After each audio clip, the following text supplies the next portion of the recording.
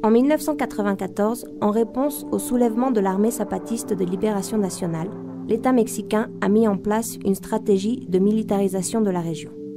Actuellement, dans l'État du Chiapas, on compte 3484 effectifs de la Garde nationale, une institution qui fonctionne comme une police nationale.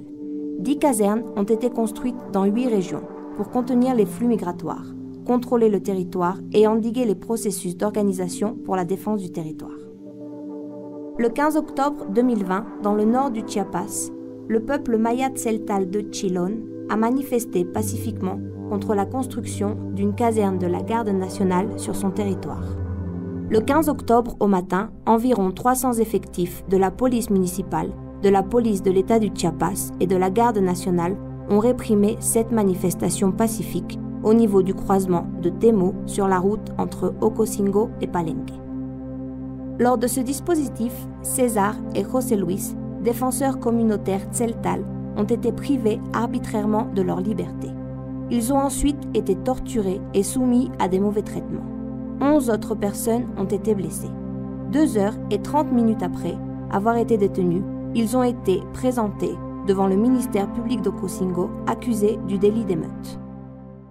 Dans la matinée du 17 octobre, César et José Luis ont été transférés de manière expresse et sans aucune notification préalable ni à leur avocat du centre pénitentiaire numéro 16 à Ocosingo au centre pénitentiaire numéro 14 à Cintalapa, plus connu sous le nom de El Amate.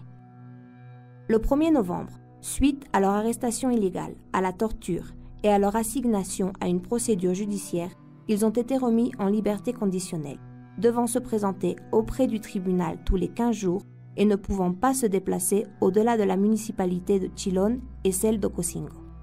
El juez de control no tiene facultades para decidir si hubo violaciones de carácter a los derechos fundamentales. Quisiéramos hacer mención pues que el artículo 346, fracción segunda, dice que se pueden excluir los medios de prueba por haberse obtenido con violación a derechos fundamentales.